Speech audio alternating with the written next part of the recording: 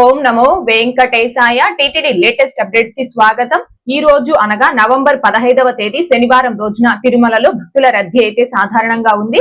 300 rupees special entry దర్శనం tickets ను కావచ్చు, 500 రూపీస్ వర్చువల్ సేవా దర్శనం టికెట్స్ ను కావచ్చు కలిగి ఉన్న భక్తులకి దర్శనం పూర్తవ్వడానికి ఈ రోజు సుమారుగా 3 నుంచి 4 గంటల సమయం పట్టే అవకాశం ఉంది.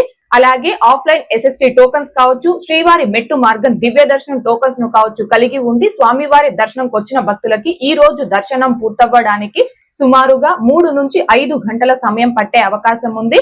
ఈ రోజు ఉదయం 6 గంటల సమయానికి శ్రీవారి ధర్మ దర్శనం అంటే ఎటువంటి టోకన్స్ లేకుండా స్వామి వారిని ధర్మ దర్శనం చేసుకోవడానికి వచ్చినటువంటి భక్తులు వైకుంఠం క్యూ కాంప్లెక్స్ 2 లోని 12 కంపార్ట్మెంట్ లో దర్శనం కోసం వేచి ఉన్నారు. ఇలా వేచి ఉన్నటువంటి భక్తులకే దర్శనం పూర్తవ్వడానికి సుమారుగా 8 గంటల సమయం పట్టే అవకాశం ఉంది.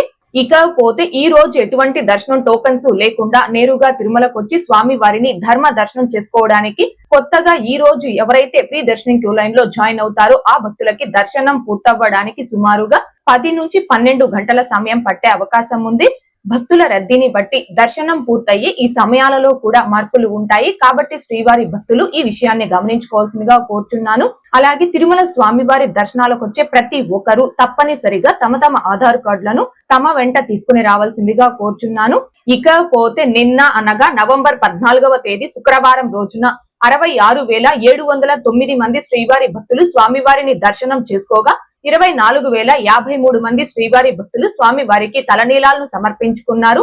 అలాగే 4,03,00,000 రూపాయలు భక్తులు కానుకల రూపంలో స్వామి వారికి హుండీలో సమర్పించుకున్నారు.